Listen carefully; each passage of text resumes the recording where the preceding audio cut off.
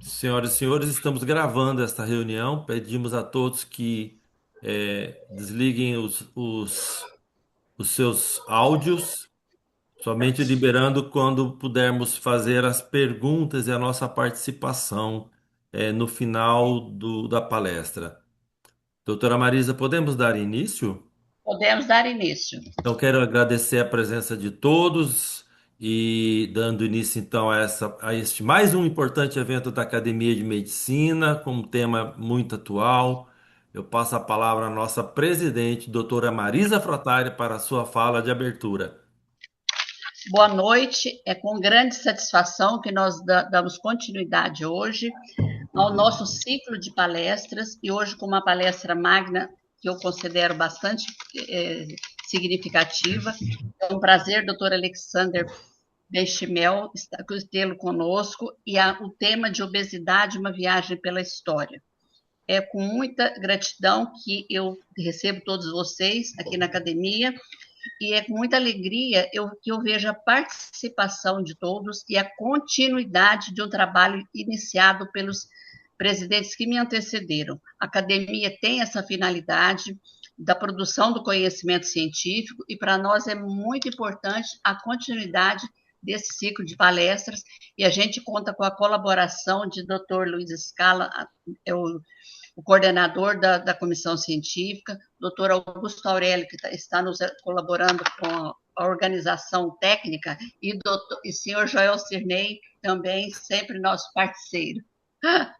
Então, eu dou início aos trabalhos. Está dado início aos trabalhos da palestra de hoje, doutor Scala. Com a palavra, o doutor Scala.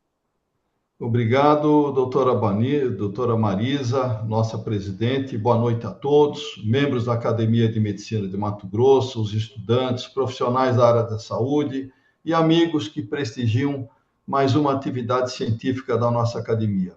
Hoje, 23 de junho de 2026, temos a satisfação de dar continuidade ao ciclo de palestras da Academia de Medicina de Mato Grosso, quando temos o privilégio e a honra de receber o professor Alexander Benchimol, que está no Rio de Janeiro, uma das mais respeitadas referências da endocrinologia brasileira e que compartilhará conosco sua vasta experiência com o tema obesidade, uma viagem pela história.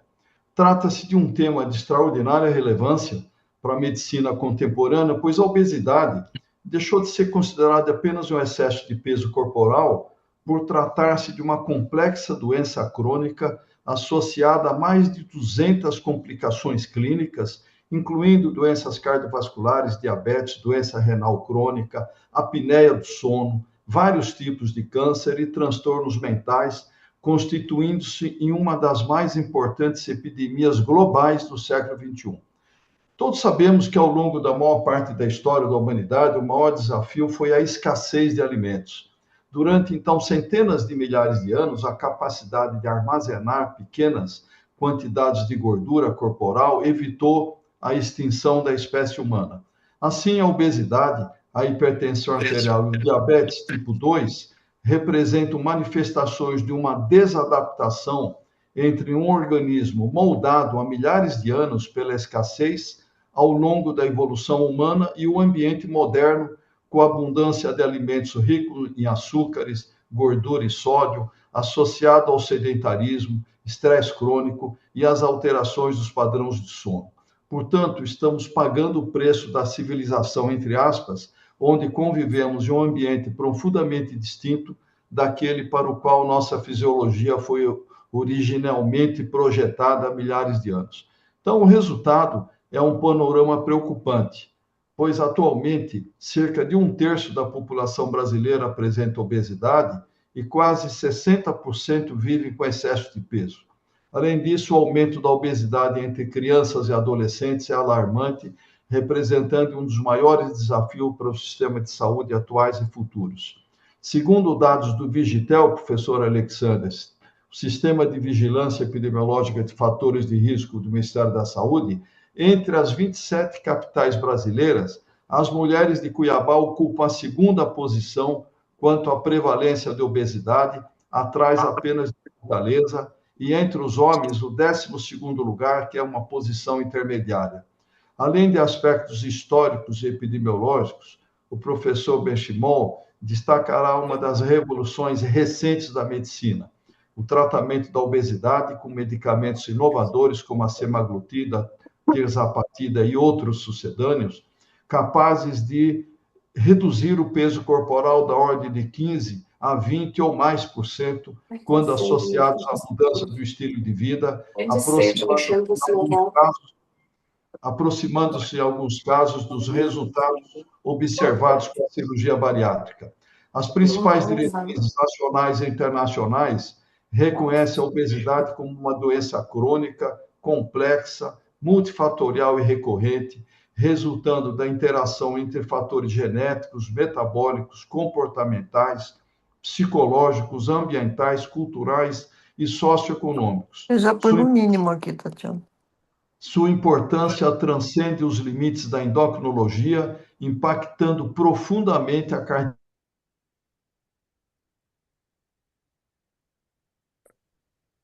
Scala, acho que o seu foi mutado aí. Professor Scala, mutaram o seu telefone, o seu microfone.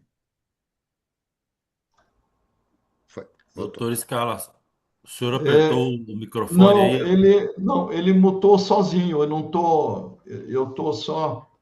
Tá, então eu dizia que as principais diretrizes colocam, né, portanto, a obesidade como uma doença crônica, existem fatores genéticos, metabólicos e todos socioeconômicos e outros, e aí que é a importância do nosso querido professor Alexander, né, nosso palestrante, é que a importância da obesidade transcende os limites da endocrinologia, impactando profundamente a cardiologia, nefrologia, a oncologia, a saúde mental e praticamente todas as áreas de conhecimento da medicina. E é exatamente nesse contexto de convergência que se destaca a trajetória brilhante do professor Alexander Benchimol, médico endocrinologista, professor, pesquisador e uma das mais respeitadas referências brasileiras no estudo e tratamento da obesidade, que contribui não apenas para formar profissionais, mas, sobretudo, para conscientizar a sociedade sobre a complexidade do problema. Recentemente, há exatos 2 meses, o professor Benchimol nos deu a honra de comparecer entre nós durante uma jornada de cardiometabolismo da nossa Sociedade Brasileira de Cardiologia Regional de Mato Grosso. Então, planejamos essa apresentação com um tempo mais curto de 30 minutos, de modo a privilegiar uma participação mais extensa da audiência, com perguntas, comentários e discussão.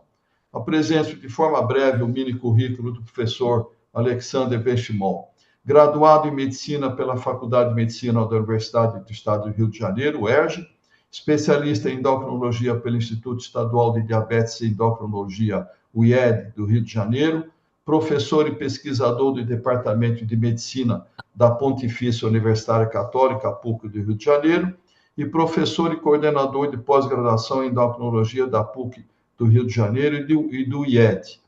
Professor Benchimol, a Academia de Medicina de Mato Grosso está profundamente honrada com sua presença. Recebo nossos agradecimentos e a mais calorosa acolhida. Passo a palavra ao senhor. Muito obrigado. Obrigado, professor Luiz Scala. Aliás, obrigado pelo gentil e honroso convite, presidente Marisa. Uma honra estar com vocês nessa noite tão agradável na Academia de Medicina de Mato Grosso e discutir um tema tão importante que faz parte da minha trajetória, não só do ponto de vista de entendimento dessa complexa doença e o que isso vem envolvendo ali para a nossa sociedade, né? Então, definitivamente a gente vive uma situação dramática e a gente cada vez mais conversar e entender um pouco mais sobre isso, eu acho que faz com que a gente saia sempre mais fortalecido e com isso eu acho que a gente dá sempre um passo à frente aí para tentar conter essa pandemia que é a obesidade. Mais uma vez, obrigado pela gentileza, principalmente o Scala que veio ali no final da minha aula ali conversar comigo e rapidamente eu aceitei o convite, a gente ajustou as datas e graças a Deus hoje estamos aí juntos nessa noite tão agradável. Eu fiz uma apresentação relativamente curta, porque a gente sabe que a obesidade, inclusive hoje em dia, é um congresso nacional, né? Eu tive o prazer de ser o presidente no Congresso Brasileiro de Obesidade em 2015. E hoje em dia o Congresso de Obesidade, na realidade, é um congresso de 3, 4 dias, discutindo aspectos não só do ponto de vista de fisiopatologia, mas de epidemiologia e, claro, tratamento farmacológico que vem crescendo cada vez mais, inclusive cirurgia bariátrica dentro do aspecto. E que bom que a gente tem aí um público multi, né, onde a gente possa debater e discutir com a sociedade, com outros colegas, aspectos tão importantes relacionados à obesidade. Bom, dentro desse contexto, eu até sugeri, e o Scala gentilmente aceitou, junto com a academia, o tema de uma viagem pela história. E essa viagem passa não só pela história propriamente dito, mas também por definições que estão acontecendo. Eu brinco, e hoje, às 7 horas da manhã no IED, eu dei aula para os residentes, que a gente está trocando a roda, um pneu de um carro andando, né? Então, é tão rápida a informação, eu acabo de chegar pouco tempo atrás do Congresso Brasileiro, do Congresso Americano de Diabetes, que na realidade virou um Congresso Americano de Diabetes e Obesidade, e aproveitei e trouxe algumas questões ali que são questões mais impactantes, mas também ao final sinta-se à vontade ali, realmente tem muitas coisas acontecendo, não daria tempo para trazer tudo, mas talvez as coisas de mais impacto ali eu aproveitei e encaixei na nossa apresentação para que a gente também trabalhe aí do que a gente pensa sobre o futuro, tá, meus amigos? Então, dando sequência, eu acredito que vocês estejam vendo meus slides, está tudo ok. Se tiver alguma coisa, vocês obviamente podem me interromper, sintam-se à vontade, tá? Como, obviamente, eu vou falar definitivamente de droga, existem alguns conflitos de interesse, não especificamente para essa aula, mas como eu trabalho efetivamente com algumas drogas, é importante, até pela agência reguladora, determina por vigilância, a gente tem aí determinações regulatórias para isso. Quando a gente avalia, e aí eu acho que o Scala já me ajudou, é, falando um pouquinho de história, né, a gente volta aí para a pré-história, e a gente lembra aí da gordura como sobrevivência, né? Então, nesse período, como já muito bem dito, o acúmulo de gordura corporal era fundamental para a sobrevivência humana. Então, ele funcionava como uma reserva energética em termos de escassez alimentar. E essa figura, né, claramente ilustra esse contexto, né, primitivo dessa relação com o corpo. Logo em seguida, a gente pode, pensando aí do ponto de vista histórico, a gente entra na antiguidade e avalia o equilíbrio corpo e mente, né? E na antiguidade clássica, Grécia, Roma, essa visão sobre o corpo migrou para a busca de uma harmonia e equilíbrio entre a saúde física e mental. E a imagem remete justamente a essa proporcionalidade, né? E bem-estar. Então, a gente vai vendo aí que durante a história existem mudanças e a gente vai entendendo cada fase até chegar, claro, ao século XXI. Passando pela Idade Média, a gente passa aí como a gula como pecado. A gente sabe que durante a Idade Média, sob forte influência religiosa, inclusive, o excesso alimentar e a gordura passaram a ser vistos como uma manifestação de pecado capital, que é o pecado capital da gula, né? E essa figura contextualiza, né, essa moralização do corpo. Então, só para a gente entender até aonde a gente vai chegar. E aí partimos para o Renascimento, onde a gente tem aquela situação do binômio corpo e status, né? No Renascimento, as formas corporais mais volumosas eram associadas à riqueza, poder e o status social elevado. E essa imagem reflete essa valorização estética da fartura, né? A gente pode ver essa mesa cheia de alimentos e definitivamente estabelece esse vínculo corpo-status.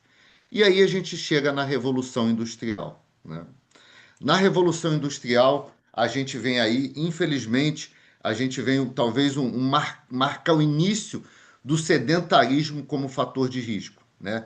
Então, com a Revolução Industrial, a mecanização do trabalho, a urbanização, reduzindo a atividade física e, como eu disse, marcando o início do sedentarismo como fator de risco cardiovascular. E essa figura, né, ilustra a transformação do estilo de vida nesse período.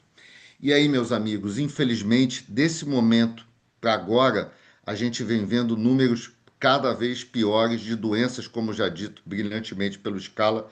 A gente está falando de uma doença que causa outras doenças, né? Assim, então, citadas aí mais de 200, e definitivamente isso impacta na saúde e na qualidade de vida do indivíduo.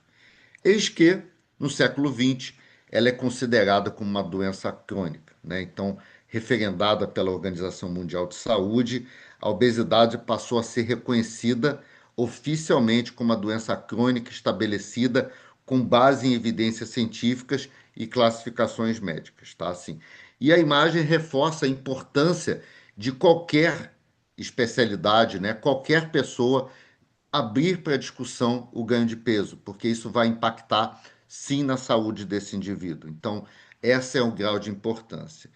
Infelizmente, a gente chega aí no século XXI com uma epidemia global, né? Assim, eu acho que o Scala mostrou alguns dados brasileiros, que obviamente eu vou citar, mas ano passado a gente bateu aí para 1 bilhão de pessoas no mundo com obesidade, né? A gente tem aí o Dia Mundial da Obesidade, inclusive ano passado foi lindo, esse ano também o Cristo foi, né, assim, iluminado, né, nesse momento.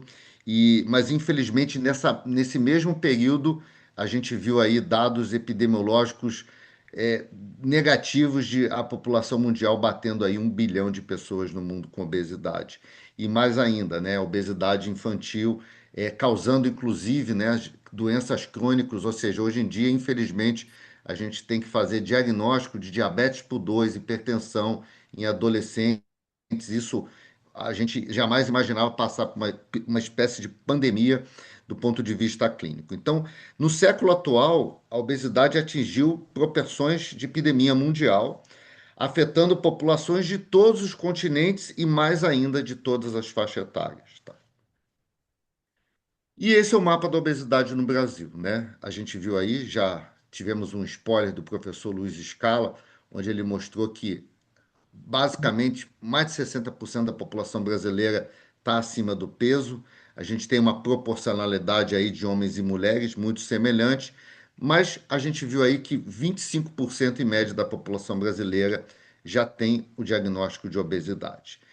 E dentro desse contexto, eu queria trazer um debate interessante, que inclusive eu vi que tem um cirurgião bariátrico aqui, presidente da Sociedade de Cirurgia Bariátrica, e eu trouxe aí até um paper do Ricardo Coe, que participou, além de outros colegas fantásticos aí, que foi uma publicação ano passado do Lancet. A gente classifica a obesidade através de um cálculo que a gente considera o índice de massa corporal, né? Peso sobre quilo ao quadrado. E a gente tem aquela, né, assim, aquele IMC de 25 com comorbidades para decisão terapêutica. Normalmente a obesidade é caracterizada com IMC acima de 30, e aí vem a obesidade grau 1, acima de 35, 2, acima de 40, grau 3. Mas esse paper mostra e traz, claro que isso aqui não é um guideline ou nada, mas é uma proposta de definição e critérios diagnósticos, porque a minha pergunta, será que a gente está perdendo tempo em fazer diagnóstico de um indivíduo com MC acima de 30? E a proposta desse grupo foi muito interessante, que ele começou a trabalhar de obesidade clínica como uma condição de doença semelhante a qualquer outra doença crônica, que resulta diretamente do efeito de excesso de adiposidade na função de órgãos e tecidos. Um exemplo, hoje pela manhã, ambulatório com os residentes, atendi um indivíduo, uma pessoa de 70 anos, com MC de 24, né, com obesidade abdominal, né, assim, com uma doença cardiovascular já estabelecida, com infarto, né, com uma história de dislipidemia, hipertensão, síndrome metabólica e tem um MC abaixo de 25. Eu não posso e devo considerar esse indivíduo um indivíduo obeso, né, assim, um indivíduo que precisa de tratamento pensando na gordura abdominal.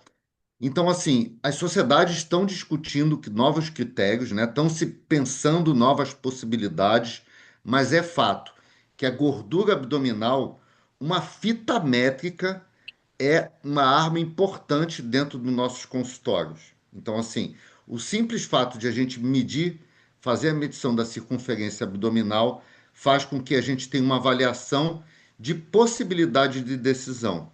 Então, é só para mostrar que existem mudanças a caminho. É claro que a gente está longe de um consenso, é fato, mas eu acho que todos nós estamos muito preocupados em determinar a inércia ao tratamento. Esse talvez seja um foco importante. Olha só que como existem contradições. A gente vem evoluindo aí farmacologicamente de forma, né, assim, fantástica. A gente vai mostrar dados aí recentes, aconteceram aí nesse próprio mês de junho, mas a gente tem aí uma população que não chega ao acesso dessas drogas, né? Assim, então, muitas vezes a gente tem que abrir mão e ir para um procedimento cirúrgico por falha, inclusive o tratamento farmacológico, não que o indivíduo não faça, ele não tem condições financeiras de adequação e acesso a esse tipo de fármaco, né? Apesar de todas as mídias sociais falarem de medicamentos, infelizmente é um percentual muito pequeno que tem acesso a essas medicações.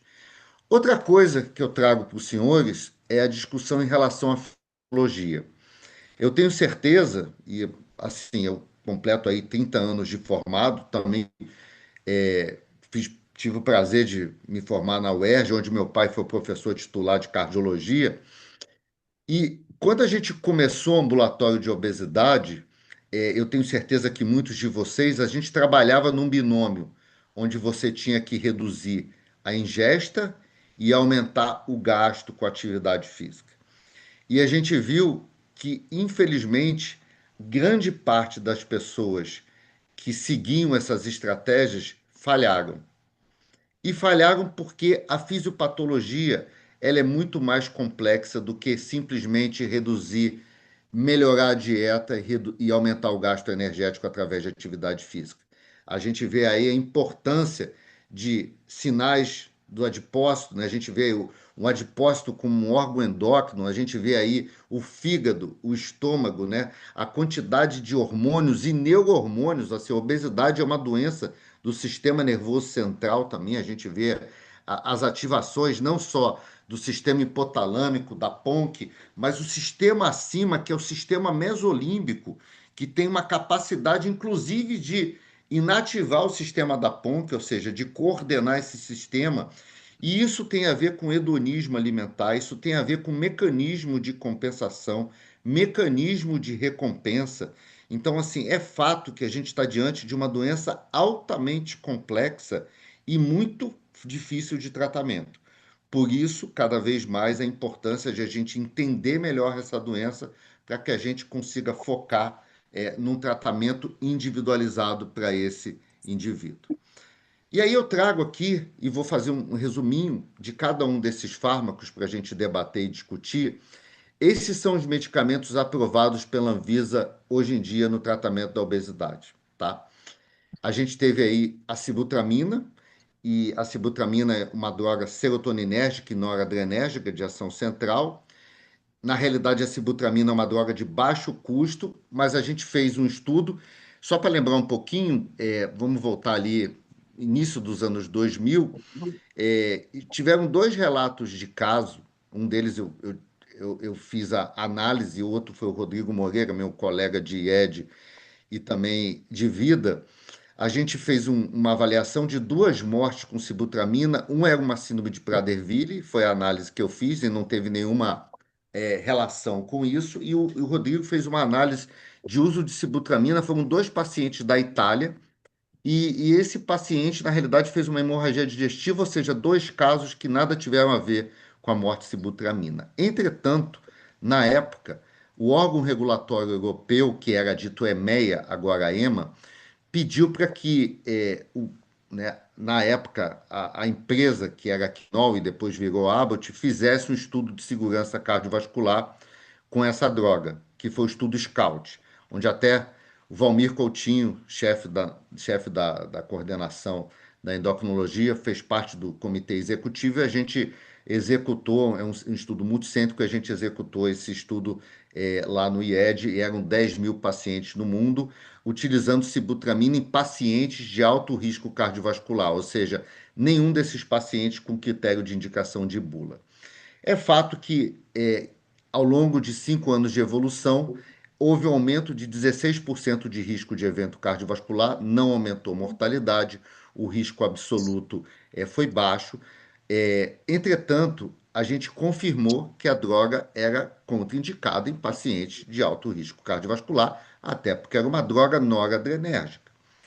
Mas é fato que todas as sociedades, não só de endocrinologia, brasileira de cardiologia, inclusive, teve muito apoio, a gente mostrou o quanto era importante não tirar essa droga no mercado, e o Brasil é um dos poucos países que conseguiu manter a sibutramina no mercado, porque a gente conseguiu, junto com a agência regulatória, mostrar que indivíduos que não tenham doença cardiovascular e pelo custo dessa medicação ser muito baixo, era mais ou menos a gente fazendo uma analogia com a hipertensão, a gente tirar um diurético no tratamento da hipertensão. E lembre que naquela época só tinha sibutraminas e anorexigênicos, que já foram retirados anteriormente, tá? O Orlistat, uma droga periférica, né, que inibe a absorção de gordura. Eu brinco que é uma droga democrática, o paciente só tem evento adverso gastrointestinal se ele comer, obviamente, gordura durante a refeição, tá? Então, essa é uma droga bastante antiga.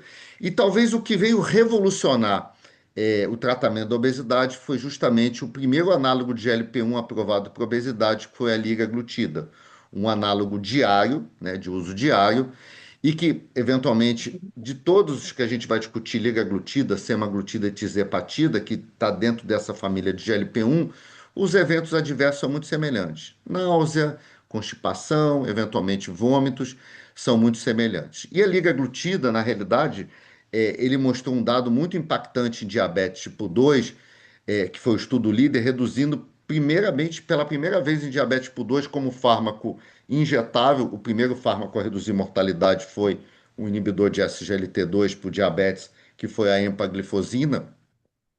Mas no líder houve redução de mortalidade também em diabetes tipo 2.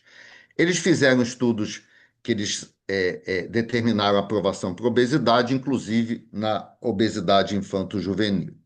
Logo em seguida, veio a naltrexona e bupropiona, o primeiro agente combinado aprovado no nosso país.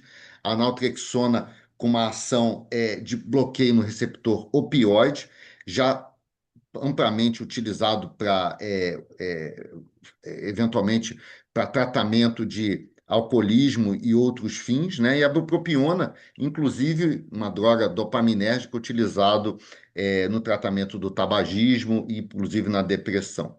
É fato que esses agentes separadamente, eles não mostraram tanto benefício do peso, mas a sinergia desses agentes, que aqui a gente está falando de uma droga oral, a sinergia desses agentes mostrou um benefício não só no sistema PONC, mas também no sistema mesolímbico, mostrando um impacto melhor no sistema de recompensa, e isso trazendo uma forma adequada de tratamento, abordando o sistema nervoso central também.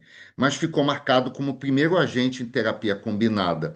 Isso foi uma quebra de paradigma, porque todas as doenças crônicas que a gente trata, a gente pensa em tratamento combinado, seja hipertensão, seja dislipidemia, seja o diabetes tipo 2, seja asma. Todas essas doenças, elas são impactadas do ponto de vista clínico com terapia complementar, e a gente sabe da importância de a gente entender a fisiopatologia para isso. E claro, mais recentemente temos a semaglutida chegando à dose de 2,4, inclusive já se seguiu a aprovação para a Anvisa para a dose de 7,2.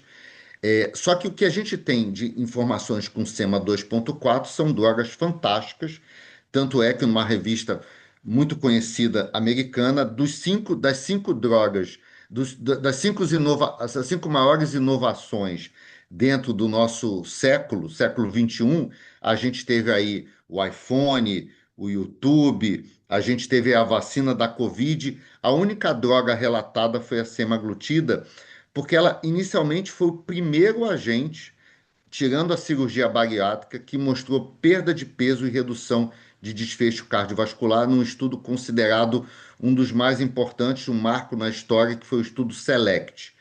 E interessante que nos primeiros 6 meses houve redução, sim, de benefício cardiovascular, e esse estudo mostrou que provavelmente a ação do GLP-1 não era relacionada apenas à perda de peso, mas sua ação direta, seja ela no endotélio, seja ela no, né, da doença, seja ela no rim, seja ela no coração. Então a gente tem aí um aprendizado muito grande com essa molécula.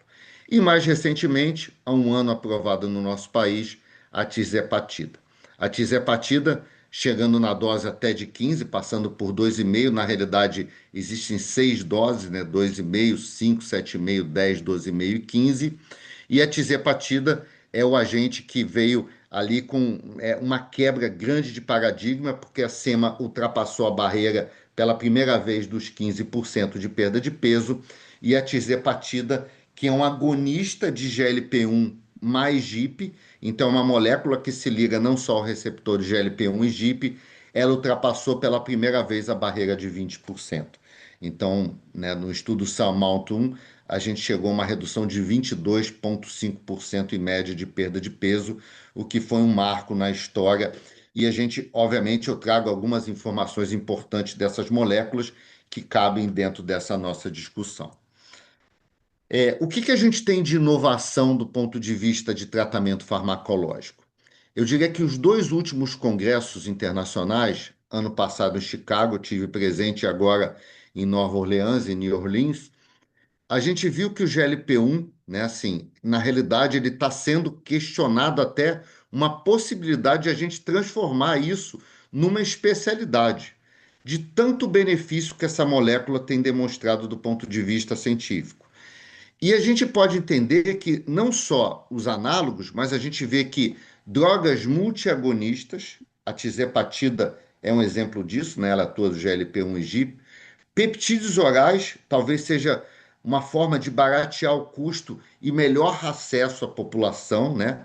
Moléculas pequenas, edição gênicas, terapias gênicas, inteligência artificial, tudo isso tentando utilizar o GLP-1, inclusive drogas sendo testadas, essas drogas são semanais, mas drogas sendo testadas mensais, né? Assim, então, possibilidades futuras com protagonistas mensais dentro desse aspecto. Então, se questiona, inclusive, a medicina do GLP-1, tá? Assim. E o que a gente tem de evidência com o GLP-1? Eu dei alguns spoilers, mas isso, de certa forma, resume um pouco dessa história. Inicialmente, o GLP-1 foi desenvolvido para ser um tratamento para o diabetes, e ele se mostrou um dos mais efetivos dentro desse controle, com reduções de hemoglobina glicado fantástico, né? Assim.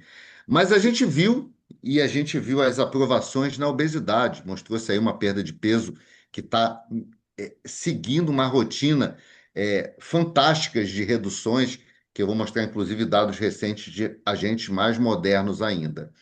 Mas o benefício cardiorrenal existiu também, não só a redução de MACE, benefício na insuficiência cardíaca, na doença renal crônica, na doença renal do diabetes, a gente tem benefício inclusive em diálise, e na mortalidade cardiovascular. Então, todos esses benefícios aqui na doença renal, na insuficiência cardíaca, infarto, AVC, eles já estão muito bem estabelecidos. Mas o que a gente vê do ponto de vista investigacional?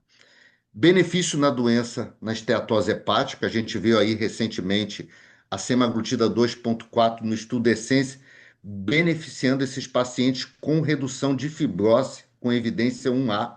Então, a gente viu uma mudança grande de paradigma já, então isso já está estabelecido. A gente já viu um estudo com exenatida beneficiando algumas ações em relação a Parkinson, alguns estudos em andamento com GLP-1 para Alzheimer, tá? Muitos questionam que Alzheimer seja o diabetes tipo 3, né? Existe aí alguns autores que defendem, já que a substância amiloide que vai dentro ali do pâncreas é o mesmo que deposita ali no sistema nervoso central. E a gente teve alguns estudos preliminares publicados no final do ano passado com semaglutida oral que não tiveram benefício no desfecho da doença, mas tiveram marcadores da doença sendo benéficos, e a gente sabe que é uma doença extremamente complexa, evolutiva, então é muito difícil essa análise. E a gente teve um dado muito interessante de benefício na qualidade de vida numa doença absolutamente deixada de lado, que é justamente os indivíduos com doença arterial periférica. Então, é fato que a gente teve aspectos muito interessantes com semaglutida 1 mg, mostrando no estudo STRIDE benefício em relação à qualidade de vida desses indivíduos com doença arterial periférica. Então, isso demonstra para onde a gente está indo do ponto de vista farmacológico em detrimento do tratamento da obesidade, eu diria da doença crônico-metabólica de uma forma global. Esse talvez seja o dado que a gente possa lembrar que foi o estudo SELECT. Então, pela primeira vez, exceto a cirurgia bariátrica, que já tinha mostrado um benefício, a gente vê um fármaco reduzindo infarto, AVC e morte. E notem que a curva, em 6 meses, já começa a abrir. Então, mostrando, e aí a discussão, muito desses efeitos cardiometabólicos não estão relacionados à perda de peso, mas sim à ação no receptor de GLP-1. Então, existe efeito direto e efeito indireto. Então, esse talvez seja um estudo que a gente chama uma mudança de paradigma no tratamento, porque a gente não está falando mais agora de simplesmente perder peso, a gente está falando em reduzir desfecho cardiovascular. E essa população aqui foi pessoas com obesidade, doença cardiovascular, sem diabetes, tá? Esse foi um outro dado histórico, né, que a gente pôde observar em 2022, pela primeira vez aí, a tirzepatida, um agente semanal, GLP-1 e GIP, reduzindo aí em 72 semanas, com uma perda. A gente pode observar claramente que é um platô muito mais lento, talvez pela ação do GIP, né? O GLP-1 dá aquela sensação de saciedade, retarda o esvaziamento gástrico, mas o GIP tem receptor no tecido adiposo. E a gente viu semana passada um trial bem interessante, mostrando que a ação do GIP talvez estimule a gordura marrom. E a gordura marrom é justamente a gordura que trabalha o aspecto relacionado à produção de gasto calórico. Então, provavelmente, muitas das ações desse benefício esteja relacionado à ação do GIP, melhorando a resistência insulínica, fazendo aquele controle de armazenamento no tecido adiposo e, quem sabe, até fazendo esse gasto energético em relação à gordura marrom. Isso aconteceu, esse dado tem uma semana mais ou menos, tá? Então, assim, é fato que a gente, de novo, a gente está trocando o pneu com o carro andando e a gente está vendo os resultados e buscando o entendimento dessas doenças, tá bom? E, inclusive dos fármacos. Mais recentemente, agora no final desse ano, a gente teve um dado fantástico, que foi o estudo Surpass-Volt, e eu faço uma pausa aqui mostrando que o Surpass foi um estudo com tirzepatida em diabetes tipo 2 e obesidade, mas existe o SURMOUNT-MMO, que é um estudo de tirzepatida em pacientes com obesidade e doença cardiovascular sem diabetes. Mas por que eu trouxe esse dado? Porque eles tiveram uma ousadia enorme que raramente eu vi uma indústria farmacêutica fazer. Eles consideraram no estudo uma droga ativa, que é a dulaglutida, um fármaco que não tem aprovação específica para a obesidade, mas tem para o diabetes tipo 2, mas que a dulaglutida, nessa dose, reduziu desfecho cardiovascular em diabetes tipo 2 em prevenção primária, tá? E a gente pode observar nesse estudo, cujo comparador foi a dulaglutida, que a tirzepatida mostrou redução de mortalidade versus a dulaglutida. Então, é fato que a gente está vendo um comparador ativo e é acreditar muito numa molécula, fazer um estudo desses, que é um estudo de milhões de dólares, mas definitivamente mostrando um impacto muito grande em diabetes tipo 2, mas a gente aguarda aí os resultados exclusivos em obesidade e sem diabetes com doença cardiovascular. Mas foi um resultado que a gente também deva comemorar, já que a gente tem essas ações. E como eu prometi, há um ano atrás, a gente teve aí os dados, um ano e meio atrás, a gente teve aí o NUADA passado, a gente teve a apresentação dos dados fase 2 com a retratutida, que é já um agente que tem uma ação que a gente chama de multiagonista. Ele atua não só como uma droga injetável semanal, que atua no GLP-1, no GIP, assim como é a tisepatida, mas também no receptor de glucagon. Então, ele é agonista de três receptores. E o que a gente viu do ponto de vista de resultado foi em fase 2, em 48 semanas, em dose plena, uma redução de 24,2. E a gente está falando aí de uma perda média de peso de 26 quilos, tá? Isso em fase 2. E, obviamente, todos nós ficamos ansiosos com os dados fase 3. E aí, há 2 semanas atrás, foram apresentados os dados fase 3. E eu trago aí, possivelmente, para muitos, em primeira mão, dos dados de retratutida. Então, esses foram os dados apresentados do primeiro estudo prospectivo randomizado duplo cego multicêntrico em mais de 2.000 pessoas, com MC de 40 e um peso de 112 quilos médio. Resumindo, em 80 semanas se conseguiu aí uma redução de 28,3%, né? Então, assim, é um resultado de novo histórico dentro do tratamento da obesidade, né? Assim, então, a gente está diante de uma outra droga que impactou ainda mais do ponto de vista clínico na perda de peso, né? Então, eu acho que e a gente está vendo que essas drogas multiagonistas, principalmente a ação no glucagon e agora a milina, seriam os focos principais dessas novas moléculas. Então, elas trabalham GLP-1, GIP, agora glucagon, e já existe relatos de agentes quíntuplos atuando em GLP-1, GIP, glucagon, amilina e PIPAR. Então, a gente tem aspectos, claro, ainda numa fase inicial, de agentes atuando, multiagonistas atuando em 5 mecanismos. Então, o céu é o limite dentro dessa informação e é importante, principalmente. Eu fico muito feliz com um resultado como esse, mas eu vou ficar mais feliz quando a gente tiver mais possibilidade, e isso a gente vai acontecer agora com a queda de patente da semaglutida. Eu acho que a gente vai poder utilizar em mais pacientes, isso vai ter uma abrangência maior de atuação. Então, eu acho que isso é um aspecto importante, tá?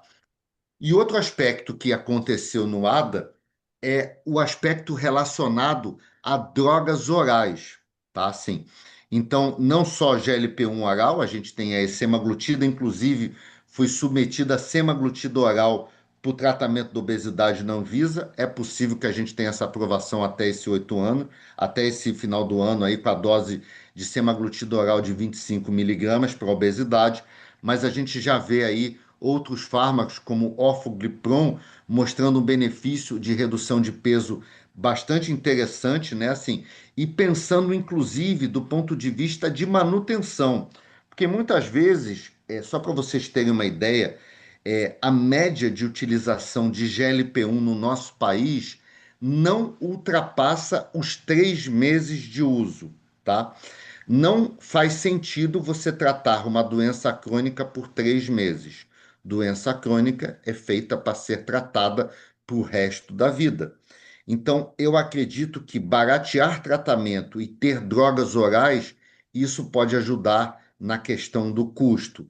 E a gente vê que realmente muitas outras drogas, não só orforglipron, que é do Lilly, mas também um outro fármaco que está sendo desenvolvido pela AstraZeneca, segue o mesmo caminho, além da Novo Nordisk com GLP-1 exclusivo, que é a semaglutida. Essa é uma droga não peptídica, então uma droga mais fácil, porque não precisa de jejum, pode ser dado em qualquer hora do dia e com um grau de eficácia muito bom do ponto de vista clínico. E aí, gente, é isso que segue aí para os nossos próximos encontros aí. Quem sabe eu não retorno alguma outra vez, já fazendo meu peixe aí para algum dia voltar aí com vocês, mas mostrando a quantidade de fármacos que estão aí sendo catapultados em estudo fase 2 e 3. Eu gostaria de lembrar de um fármaco que na realidade tiveram seus estudos aqui apresentados, que não está especificamente nesse slide, que é a survotutida, que é um análogo de GLP-1 e glucagon. E ele teve uma redução de peso, especificamente algo em torno de 16%. Mas o dado interessante dessa droga é que essa ação no GLP-1 e glucagon, ela foi mais específica do ponto de vista de redução de gordura abdominal e principalmente hepática.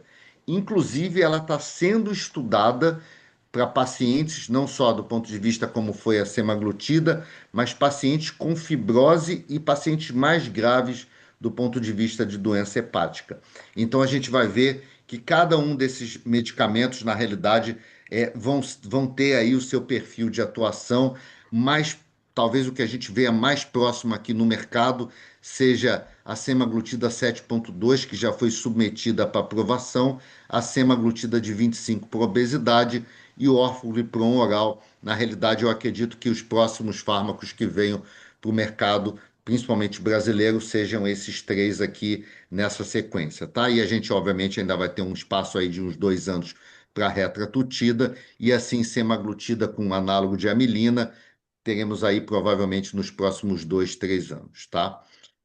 E talvez uma das discussões mais importantes que vem acontecendo é o uso da inteligência artificial, né? Então, assim, eu acho que a inteligência artificial, muitas dessas moléculas que talvez ficariam aí anos em bancada, reduziram o seu tempo de 3 para 3 meses, e a gente viu os fase 2 cada vez maiores, e aí isso, obviamente, impactando na vida de todos nós, né? Assim, a gente vê aí alguns autores mostrando que em 2030 todo profissional de saúde vai ter que obrigatoriamente trabalhar com inteligência artificial, porque alguns modelos, inclusive de estudo clínico, mostraram que o médico com inteligência artificial dentro do seu ambiente de trabalho, ele definitivamente se torna muito melhor do que não ter qualquer tipo de acesso, inclusive melhor do que o Google, melhor do que qualquer outra ferramenta de avaliação. Então, eu acho que isso é uma rotina. E o que que eu acredito que isso vai nos ajudar? Talvez a IA vai nos ajudar no aspecto de fenótipo de indivíduo, porque muitas vezes a gente tem bons respondedores às drogas e existem pessoas que não respondem às drogas. E até a gente chegar na farmacogenética, eu acho que isso ainda vai demorar um pouco. Mas a IA enxerga coisas que a gente não vê. E com isso, ela pode estabelecer alguns processos de identificação de drogas para o perfil de paciente. E lembrem, isso foi uma publicação do British Medical Journal e que avaliou aí o tempo de consulta nos países, e o nosso país ficou aí com 7 minutos, e aí 7 minutos de tempo de consulta claro, dentro de um ambiente de consulta clínica, público-privada, em média. Então, imagina se a gente vai conseguir combater uma doença em 7 minutos, né, como essa. Então, assim, muito difícil. Então, eu acho que a inteligência artificial pode nos ajudar, sim, nesse processo, principalmente no que tange a identificação de fenótipos. E aí a gente vai ter aí talvez aspectos que têm uma resposta maior para determinada droga, como tizepatida, como survotutida, como tripeptídeos, como glucagon e T3, que são outros agentes, como GLP-1 e dexametasona. Resumindo, a gente vai entender melhor para qual perfil de paciente essas moléculas, eventualmente o cirurgião bariátrico presente com a gente, talvez esse indivíduo não responda a tratamento clínico e tenha que ir para a cirurgia bariátrica. Então, é um conjunto que a gente vai ter esse aprendizado certamente juntos.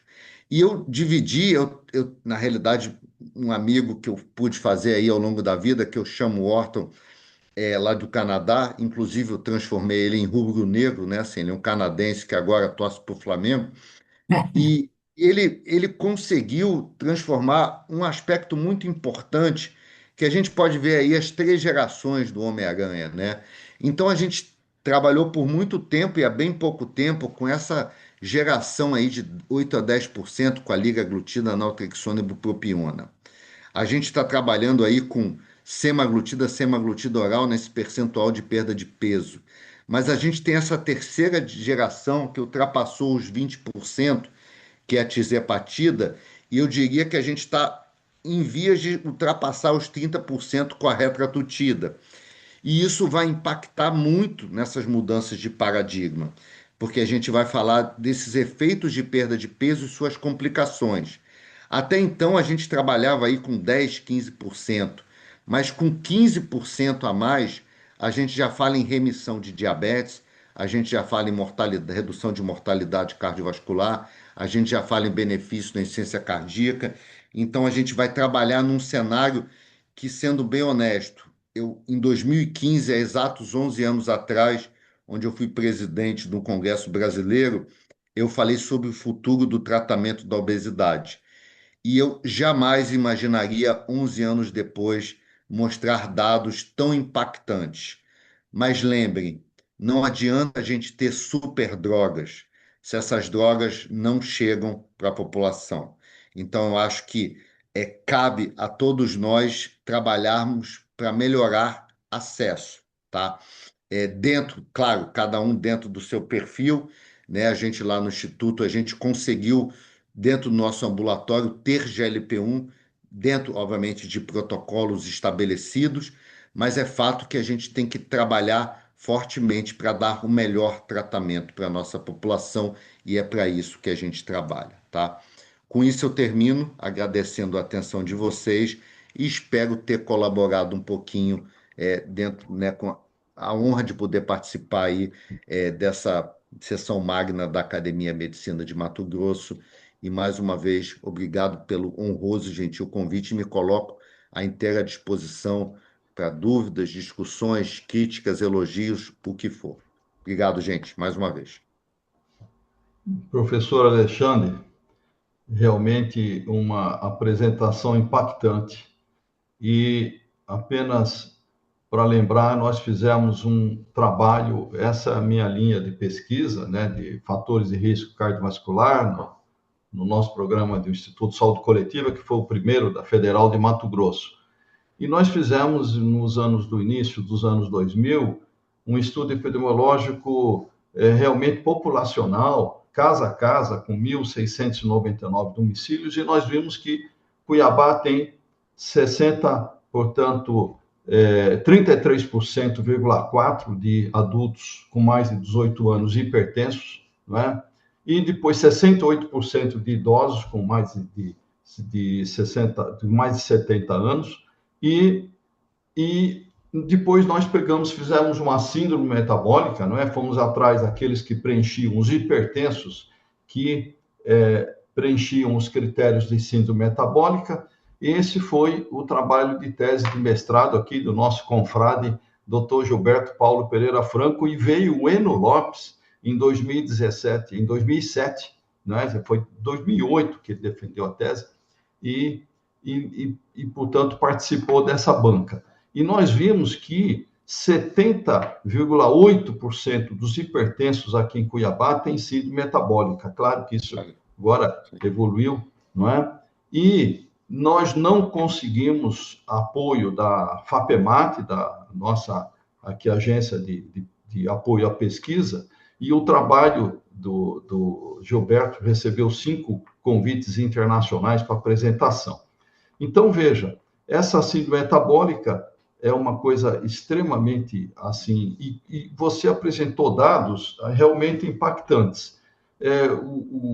Todos os estudos, não é? Os STEPS, depois vem o SELECT, o SALMONT, o SURPASS, todos esses. Então, a gente foi passando. Lembra que quando se perdia 5 a 10% de peso, já era impactante. Depois passamos para 10 a 15, agora 20 ou mais. Então primeiro, essas que são as questões. A gente passou de tratar a obesidade como fator de risco, agora nós estamos passando a tratar a obesidade como doença crônica e já como prevenção secundária, e você acaba de dizer prevenção primária, não é? Então, pergunto, a gente já vai tratar a obesidade agora com todos esses aspectos, né? Como que você vê isso? A outra questão o que você colocou muito bem, é se esse tratamento com esses GLP-1s não é realmente para a vida toda, mas e os efeitos colaterais, não é? E eu pergunto qual que seria o limite fisiológico? Veja, nós fomos moldados lá há milhões de anos. Qual que seria o limite fisiológico dessas drogas, que, como você disse, que para se perder 30%, 35%, não é, de peso, e se isso pode chegar até, está aí o doutor Juliano, não é? Cannavaro, não sei se pode chegar a competir com a cirurgia bariátrica. O que você acha disso, Alexander? Bom, Scala, assim, eu vou tentar responder dentro da sua trajetória. Primeiro, eu acho que existe sempre algum grau de preconceito em relação à própria doença de obesidade. A gente viu isso ao longo do tempo, a gente viu que a evolução nas outras doenças crônicas foi muito melhor do ponto de vista farmacológico, foi muito melhor do ponto de vista governamental, de entendimento, e demorou-se muito para a sociedade em si, e aí eu digo globalmente, se aceitar isso como doença, tá? Então, esse é o aspecto importante. Eu acho que isso foi um grande dado de inércia. Quando a gente analisa os dados, é interessante que farmacologicamente vocês veem isso na hipertensão, você tem aí sempre dados muito negativos de que você tem drogas fantásticas, inclusive dados pelo SUS e tudo, que a gente não consegue controlar e botar esses indivíduos na meta do tratamento da hipertensão. Isso funciona igual para o diabetes e isso funciona igual para a obesidade. Quando a gente fala especificamente de meta, eu diria que a resposta, Scala, é individualização do tratamento. Eu acho que não se vai utilizar, tanto é que existem várias doses aí de tirzepatida, na retratutida será assim também. Eu acho que você vai usar doses maiores para quem precisa uma perda de peso maior, né? Assim, inclusive a retratutida, eu acho que talvez seja o grande competidor com a cirurgia bariátrica, porque ela chega aí num percentual de 30%, e depois eu trago até quando eu terminar o colega cirurgião aqui. Eu sou muito fã, aliás, minha primeiro trabalho foi em cirurgia bariátrica, e assim, eu vi uma mudança de paradigma grande, de mudança dos cirurgiões mudarem muito o perfil de cirurgia, de bypass para sleeve, e os pacientes voltando muito insatisfeitos com a perda de peso com sleeve. Eu, pessoalmente, nunca indiquei o sleeve. Eu sempre acho que o bypass é melhor, porque eu acho que se a gente vai fazer uma cirurgia, entrar no trato gastrointestinal, que seja resolutiva, entendeu? Assim, então eu acho que talvez se volte a pegar mais bypass para se ter um resultado melhor, entendeu? Assim, mas eu acho que, primeiro, é interessante que a gente aceita usar um antipertensivo, um antidiabético oral, um hipolipemiante que foi avaliado exatamente pelo tempo que essas drogas estão sendo avaliadas. Os estudos randomizados grandes com essas drogas são de 4, 5, 6 anos. Semaglutida foi estudado por 6 anos, tirzepatida por 5 anos, não aumentou o risco de câncer. Aliás, antes do congresso do ADA, teve um congresso fantástico de oncologia, o americano de oncologia, inclusive ganhou páginas do mundo inteiro com a droga para o câncer de pâncreas, né, que foi muito debatido e discutido, que realmente foi muito impactante, mas eu não sei se vocês se recordam que houve também um dado muito interessante, que houve redução da incidência de câncer com a utilização desses agentes. Então, assim, a gente não está trabalhando só no aspecto de redução de mortalidade cardiovascular. O próprio Congresso de Oncologia fez uma análise retrospectiva lá, mostrando uma análise de redução de incidência de alguns tipos de câncer. Então, eu acho que a gente vai evoluir para uma situação onde, claro, tem muita fake news, pode aumentar risco de pancreatite. A pessoa com obesidade já é maior risco de pancreatite ou mesmo de colicistite e assim por diante. As pessoas esquecem que o indivíduo com obesidade, dentro daquelas 200 doenças citadas por você, câncer está envolvido ali, pancreatite está dentro desse cenário. E toda a perda de peso, se a gente pegar aqui o cirurgião bariátrico, você pode ter um eventual processo ali na perda de peso de litíase biliar e assim por diante. Então, assim, eu acho que essa aceitação, ela começa a existir, mas é uma quebra grande de paradigma, né? Assim, você falar hoje em dia para um paciente que ele vai tomar uma medicação como essa de alto custo para o resto da vida, ele vai falar, doutor, eu não consigo. Por isso que eu acho que essas, né, as patentes quebrando, mais essas drogas orais de mais baixo custo, podendo manter aí um controle mais a longo prazo, talvez seja uma solução de trazer a sociedade para esse entendimento de como é importante. Fato é que a média de utilização dessas drogas, que são nitidamente fantásticas, é algo em torno de 3 meses. Eu diria que para vocês que é Claro, quase que um uso recreativo de fármaco, sim. né? Eu pergunto uma dúvida. A, a questão de você retardar cronicamente a motilidade intestinal por anos, quer dizer, o que Uhum. isso traria? Essa que seria uma grande dúvida. Então, assim, não tem nenhum cenário que mostrou qualquer alteração. Entretanto, tem um aspecto interessante que eu posso dizer para vocês. Apesar dos estudos randomizados de GLP-1, semaglutida versus tirzepatida, mostrarem que os eventos gastrointestinais são semelhantes, na prática a gente não está vendo mais isso. Porque essa ação do GLP-1 em relação ao retardo do esvaziamento gástrico, ela é muito GLP-1 dependente. Nessas moléculas que são multimodais, existe a ação do GLP-1, mas prepondera a ação do GIP, glucagon e assim por diante. Então, Uhum. eu acredito, até do ponto de vista clínico, a gente tem visto muito menos evento adverso ali do ponto de vista clínico, inclusive do ponto de vista gastrointestinal. Assim, nos estudos a longo prazo, como é o SELECT e outros ali que estão em andamento, não foi visto nenhuma alteração gastroenterológica, nem do ponto de vista de endoscopia ou alterações específicas, nem do ponto de vista de câncer também, tá, Scala? Antes de passar para o Juliano, que eu queria que ele Claro. agora, seria a questão. Vamos passar para o Juliano e depois eu ponho essa. Ah, Claro. não, a questão seria a seguinte: quando saírem os desfechos da tirzepatida, você acredita que eles serão, em termos de redução de CVOT, de desfechos cardiovasculares, vão ser superiores à semaglutida que nós já temos? Quer dizer, você acha que há essa proporcionalidade, perde mais peso e você vai ter menor desfechos, portanto? Assim, pessoalmente, como pesquisador, eu acredito que sim, né? Mas a gente, com o tempo, a gente aprende a esperar o resultado, né? Assim, Tá. na teoria, depois do que a gente viu com o Sampes Volt, empatar e reduzir mortalidade numa droga, né, assim, de desfecho cardiovascular já positivo, né? Então você teve um, vamos lá, vamos aproveitar a Copa do Mundo, foi uma Inglaterra versus Alemanha, um empate de 0-0 é fantástico, né? Então assim, eu diria que se ainda reduzir mortalidade, a gente espera um resultado mais impactante no Surmount MMO, Tá. tá?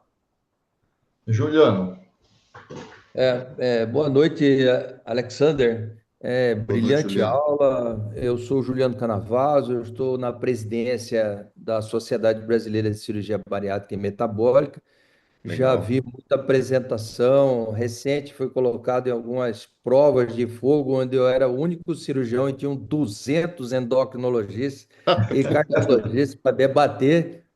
E sempre vem o questionamento de que a droga tal vai competir com a cirurgia. Na verdade, todas essas drogas elas surgiram com o aprendizado daquilo que a cirurgia as ensinou, vamos dizer assim, né? Por quê? Porque esses hormônios são produzidos no intestino, né? Em contato com o alimento, você tem ali a produção do GLP-1, do GIP, cai na corrente sanguínea, vai na veia porta.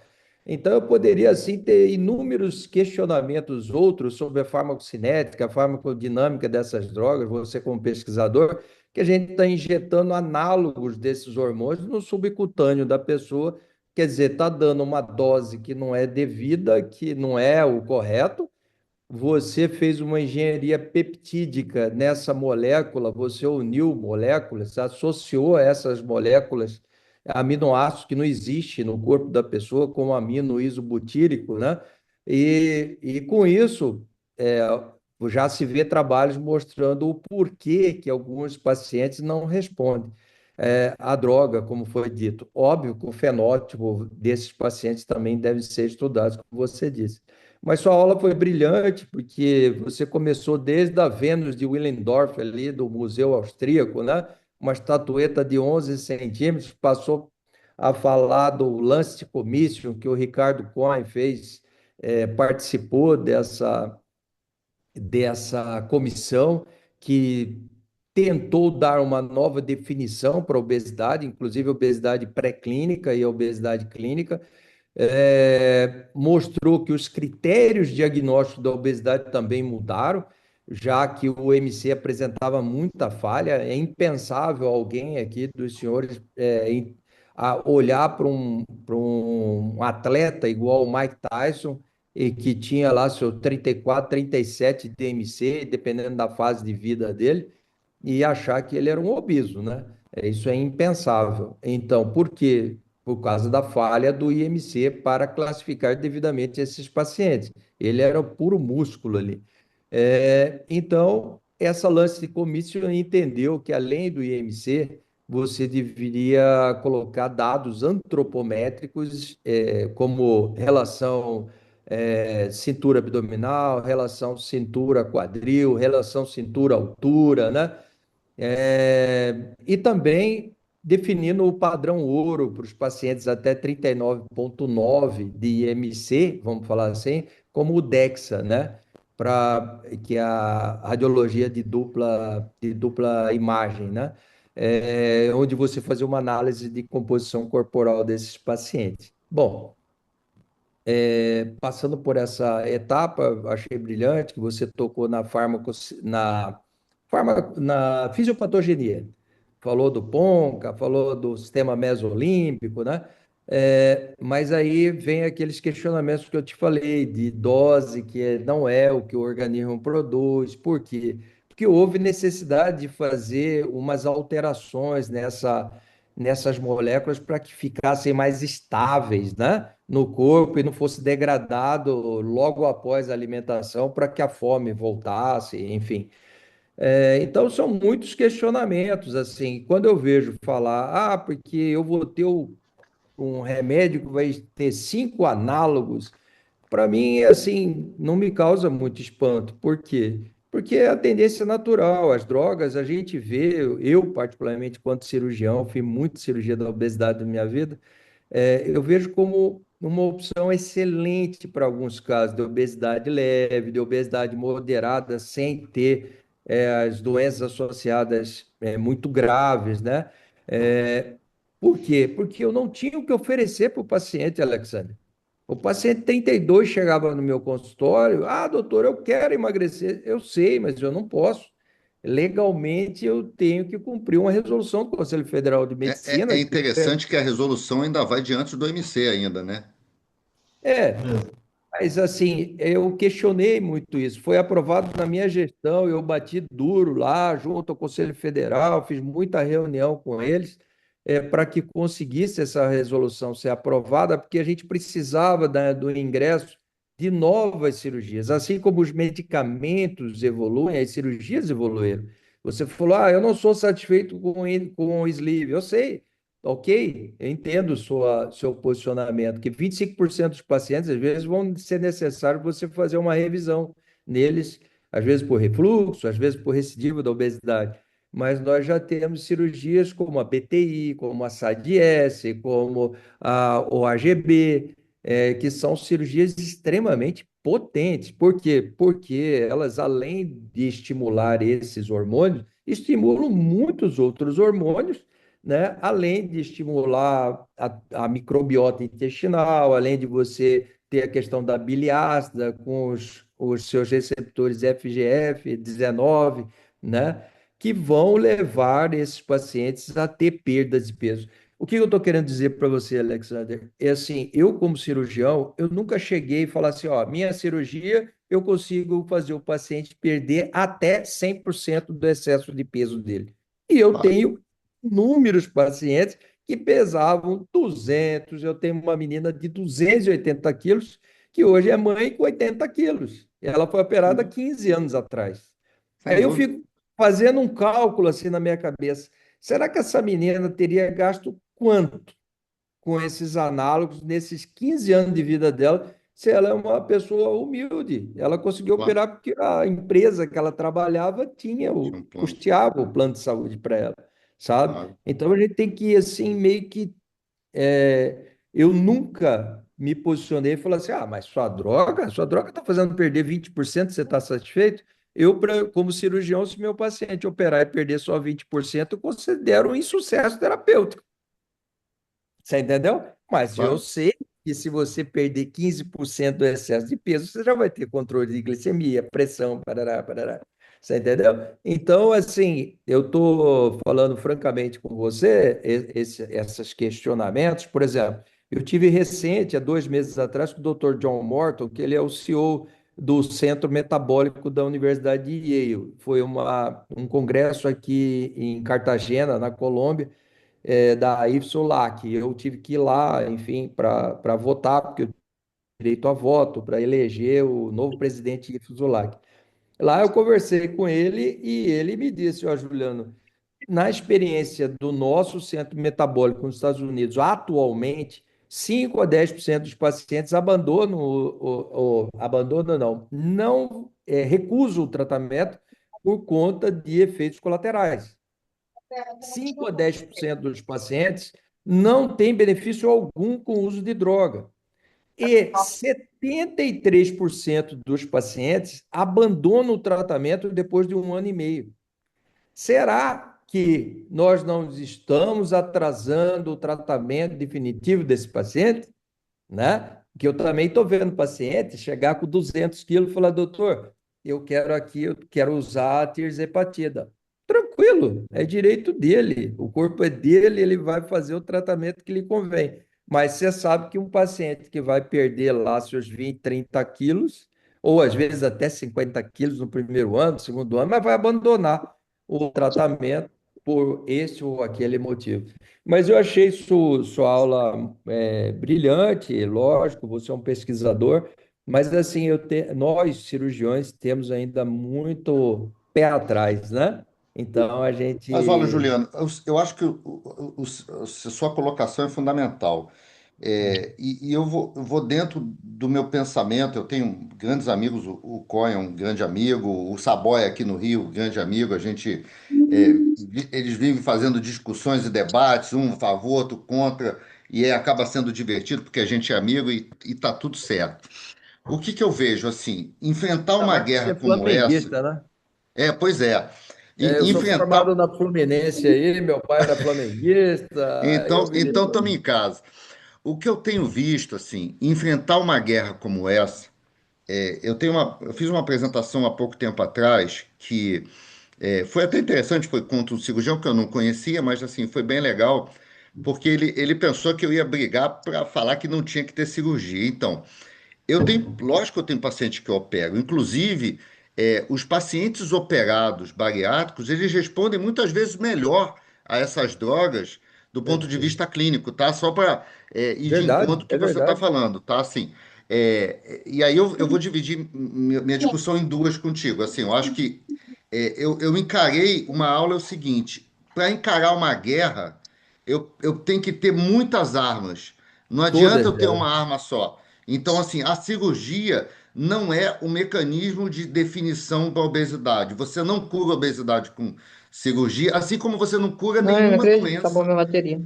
com remédio, entendeu? Assim, então a gente José, controla a você. doença e eventualmente a gente vai trazer um benefício e claro, eu penso sempre em junção. E tem pacientes que não respondem ao tratamento farmacológico, Juliana. Eu concordo contigo. E tem pacientes, como já dito aqui por mim, não têm acesso a essas drogas.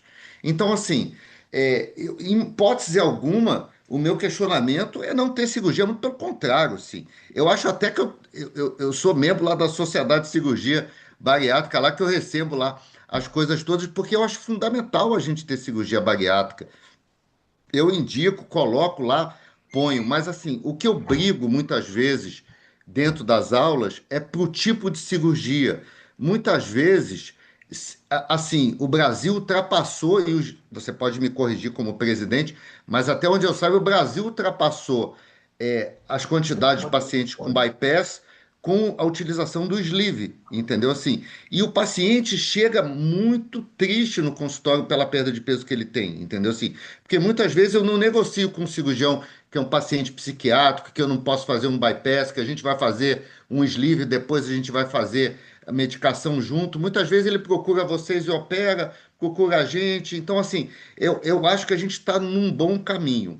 Então, assim, não encare como uma coisa combativa. É claro que tem alguns colegas que são mais combativos que o outro, mas eu tenho uma visão muito apaziguadora que um precisa do outro e a gente precisa tratar esse doente e uma Perfeito, arma não vai resolver essa perfeito. situação. Para mim, isso está claro. Eu só Concordo vou brigar por uma plenamente. cirurgia mais efetiva para esse doente, talvez isso. O segundo ponto, que é um questionamento, claro, todo fármaco novo a gente vai ter que observar por um longo período, né? Assim, da mesma forma que o Scala fez uma pergunta bastante interessante ali do retardo do esvaziamento gástrico, sempre me perguntava, quando a gente fazia lá o bypass e você deixava aquele parte do estômago fora do trato digestivo, o que que acontecia com aquele fundo daquele estômago ali? E a gente viu aí que os pacientes estão 20, 30 anos e está tudo bem. Então, assim, é fato que a gente é, precisa de mais dados, mas assim, eu acho que a resposta está nos estudos randomizados e nas meta-análises. Então, a gente tem que seguir o que a ciência nos direciona.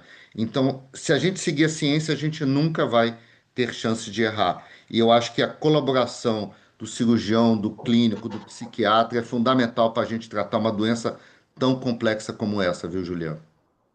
Não, eu concordo, eu acho que a gente está falando a mesma coisa, só A que de mesma outra língua. forma, vamos falar assim. É isso. E Eu, tudo eu bem, ainda bem tenho. que é assim, né? Eu tenho na clínica uma equipe multidisciplinar. Muito antes de se falar em tirzepatida, eu já encaminhava os pacientes lá para o endócrino, para o nutrólogo, para paciente que voltou a recidivar peso, ou paciente que não perdeu todo o peso que ele queria. Antes de você pensar numa revisional, você encaminhava. E encaminho até hoje, sem problema nenhum. Assim, mas ano passado saiu um trabalho da SMBS mostrando que é um pouco diferente do que a gente vê nos papers aí, né, Alexander? Assim, no mundo real, vamos falar assim. E eles colocaram lá que a tirzepatida você tinha uma perda de 8%. Então, em média, né? Eu tenho esse trabalho, posso te encaminhar. Então, quando você pega e fala assim, com a terceira eu consegui até 18%, 20% de perda de peso, segundo o trabalho A, B. Mas Mas esse aí, trabalho Juliano, tem um mostrou o aspecto. mundo real, sabe? O mundo Mas real. então, Eu esse é o converso com ponto. o Ricardo falou para mim, olha, tem um trabalho, saiu aí da reta trutida, que alguns pacientes saíram do trabalho porque ficaram magros demais. Ele falou para mim. Você sabe que. Então, esse é o aspecto que eu falei lá no início da minha apresentação, Eu prestei atenção. que assim, a gente, infelizmente, assim, a gente não consegue evoluir em termos de dose. Então, muitas vezes, você chegar a 15 miligramas de O tizepatida Sormond mostra isso, né? Você é um vai custo. 36 semanas, 15 miligramas de tirzepatida, haja bolso, né? Então, mas é o que eu estou te falando. Então, dificilmente a gente. Por isso que eu acho que o que vai definir o tratamento é acessibilidade. É isso, entendeu? Mas aí, quando a Acesso gente e fala em ciência. acessibilidade, eu vi uma palestra do Dr. David Cummings. Ele mostrou que se fosse distribuir esses análogos lá nos Estados Unidos, os Estados Unidos gastava 0,9 trilhão de dólares com as Forças Armadas, Exército, Marinha e Aeronáutica. E se fosse gastar com essa medicação, ia para 2,7 trilhões de dólares. Então, assim, fica inviável. Talvez por isso a Conitec não tenha autorizado o E uso por da isso talvez semaglutida. a história esteja mudando e esteja seguindo para drogas orais, que são mais fáceis Exato. de desenvolvimento e custo, né, cara? Porque custo é Uhum. muito importante no tratamento, né? Tá, mas eu fiquei muito contente com a sua explanação. Eu tenho visto, Obrigado. mostra que você tem estudado bastante o assunto. Faz parte, está na minha vida. Flamenguista é assim, flamenguista é assim. Muito bom. Vamos passar Joel, temos alguém da sociedade? Claro que nós temos brilhantes endócrinos entre nós e todos, não é, das outras especialidades. E, inclusive, Ó, vamos também Eu pensar. gostaria de fazer eu gostaria de fazer uma colocação. claro. Eu sou psiquiatra e eu trabalho aqui na Grande Cuiabá e tenho pacientes em comum com a maioria dos endócrinos e a maioria dos cirurgiões, como o Juliano e outros todos bariátricos. Então, eu falo para o paciente o seguinte, eles me procuram muito e eu falo, olha, a gente não tem como fazer uma cirurgia no psiquismo, a gente pode tirar um pedaço do estômago, fazer uma derivação, ou pode tomar muita medicação para emagrecer, mas não tem uma cirurgia no psiquismo. Não tem uma cirurgia que eu faça que possa, porque a gente atende muito transtorno alimentar. Vocês atendem obesidade, eu atendo obesidade, bulimia, anorexia nervosa. Então, esses transtornos alimentares, todos, eu vejo assim, quando o paciente faz um acompanhamento psicoterápico e psiquiátrico mesmo, principalmente na psicoterapia, eu também tenho pós-graduação em psicanálise, então, quando o paciente é assistido, ele, pela psiquiatria, ele tem um desenvolvimento do tratamento, tanto cirúrgico quanto medicamentoso, muito melhor. Porque eu vejo que ele precisa resolver uma série de situações que ele tem, porque senão ele só tem a comida ou para jogar fora ou para depositar mais. Então, quando o paciente faz uma cirurgia ou faz um tratamento para emagrecer ou para bulimia e anorexia, ele sempre tem que ter esse acompanhamento psicológico, porque a evolução do tratamento vai ser diferente. Porque muitas vezes a causa, a origem é emocional. Ele é como assim, eu até explico para que eles entendam, assim, é como se fosse um jacá que não tem fundo, é um fundo que ele tem no psiquismo, a gente usa termos não técnicos, obviamente, não uso termo técnico, como o paciente ouvido. É como se ele tivesse que preencher aquilo o tempo todo, é uma falta, um vazio que ele tem. Então, eles me contam que acordam de madrugada e assaltam uma geladeira, às vezes nem percebe, nem é muito perceptível. Ou come, come, come e depois joga tudo fora. Então, assim, o tratamento de transtorno alimentar, ele precisa de um segmento psicológico. Eu vejo o Juliano, por exemplo, ele encaminha muito. O Juliano tem vários pacientes que já fizeram cirurgia ou que vão fazer, que acompanham comigo e tem de vários outros. Então, a gente observa que é quando o paciente adere ao tratamento, né, psicológico, eles têm uma evolução diferente. Eu observo E, isso. Agora, só, é uma necessidade sempre do paciente, tanto de qualquer especialidade, é adesão ao tratamento, ou por acessibilidade à medicação, à cirurgia ou à psiquiatria.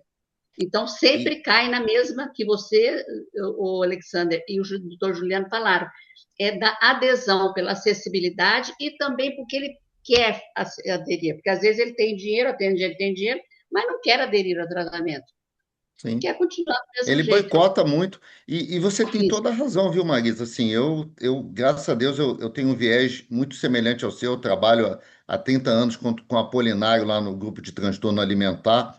E assim, eu diria que a melhor dos mundos é o que a gente tem dentro do serviço público, né? Que é um grupo multidisciplinar, com psicólogo, educador físico, psiquiatra dando suporte. E eu confesso que, às vezes, num grupo de terapia, eu vejo paciente perdendo mais peso do que droga. Eu já vi acontecer em paciente que a gente tentava tudo e ele entrava lá com um grupo de terapia lá e conseguia perder mais peso com mudança de comportamento. Então, assim, eu acredito muito nisso. Só que o grande problema que a gente enfrenta na medicina privada é que o custo disso fica Então, inacessível para esse paciente. sim, Então, dentro de um grupo lá de estudo clínico, quando você tem todo mundo em equipe, funciona. Mas quando você sai e você passa a ser um exército de um homem só, aí a gente começa a perder a guerra, viu? com Infelizmente. certeza. E você tem toda a razão, entendeu, Marisa? Assim, a gente tem que tratar a cabeça desses indivíduos, né? Assim, a quantidade de pessoas ali que eu operei e que mudaram uma compulsão por sexo ou por alguma outra coisa, eu tenho relatos de caso, até de síndrome de Wernicke-Korsakoff ali, eu tenho um relato publicado também. Então, assim, é fato que não é uma doença fácil, é uma doença muito, mas muito, muito, muito Isso, complexa, tá? sim. E obrigado pelos comentários, tá? Assim, pelos agradecimentos. Inclusive, tem uma pergunta do Alberto aqui, perguntando se tem algum problema no pós-operatório de tiroidectomia total de câncer de papilífero de tireoide. Não, tá? Não tem nenhuma contraindicação para isso. Na realidade, é específico para câncer medular, que é muito mais raro, tá? Então, alguma alteração em relação à microbiota intestinal, a gente ainda está entendendo isso, mas a minha perspectiva é que tenha. Então, vieram algumas perguntas aqui no chat também para responder aos colegas que não entraram, né, assim, e mandaram a pergunta aqui, tá bom? Para não deixar ninguém sem resposta. Teria do Gilberto também, Dr. Gilberto Franco, ao Então, tratar da obesidade. estamos tratando doença original, epinome. Então, essa é a pergunta de US$ 1 milhão, viu, Gilberto? Assim, assim, é uma doença muito complexa, né? Assim, ela é muito heterogênea, né? Assim, é muito complexo o tratamento dessa doença, porque a gente vive num mundo obesogênico e toda doença, e aí a gente tem uma psiquiatra aqui como a Marisa, presidente, toda doença que envolve prazer ela é sempre mais complexa de ser tratado, viu? E assim, não tem a menor dúvida que comer, né, assim, acaba sendo um prazer hoje, né? E tudo aquilo que se está se falando, né? Existem várias formas de comer, né? Assim, dentro dos mecanismos aí, os transtornos alimentares ali, existe o craving, que não é nem um transtorno alimentar, mas é um sintoma onde você tem a fissura alimentar. Existem algumas coisas já trabalhando em ruídos alimentares, né? Assim, então, realmente, a gente está evoluindo muito, tá? Assim, do ponto de vista de entendimento, mas eu acho que a gente está perdendo essa guerra de longe, viu? Assim, é um contrassenso, né? A gente tem drogas melhores, a gente tem aí cirurgias melhores, a gente tem profissionais mais bem habilitados, a gente tem estudos clínicos ótimos e a gente não está conseguindo tratar ninguém. Olha só, que tristeza, né? Infelizmente é isso, né? Então, veio uma pergunta de queda de cabelo, isso acontece bastante, inclusive na cirurgia bariátrica, o Juliano está aqui para falar, pode falar um pouquinho. A queda de cabelo acontece também nessas drogas de maior potência, mas elas são, felizmente, revertidas, tá? Assim, normalmente acontece lá com 6 meses e tudo, mas a gente pode tranquilizar os pacientes que isso vai ser revertido, tá bom? Assim, inclusive na própria, a retratutida que está se usando no Brasil não existe, né? Porque a retratutida, até lançaram lá no Paraguai uma retratutida, mas a retratutida acabou de dar o fase 3, então não existe nenhum lugar no mundo ainda com aprovação de retratutida. Então, o que está sendo feito, infelizmente, aqui no nosso país é fake, tá bom? Ou em qualquer país do mundo, tá? Aliás, a gente vive um mundo de fake, né? Assim, é isso, né? Muito Nenhuma difícil, pergunta mais, profissional. doutor Scala, doutora Marisa.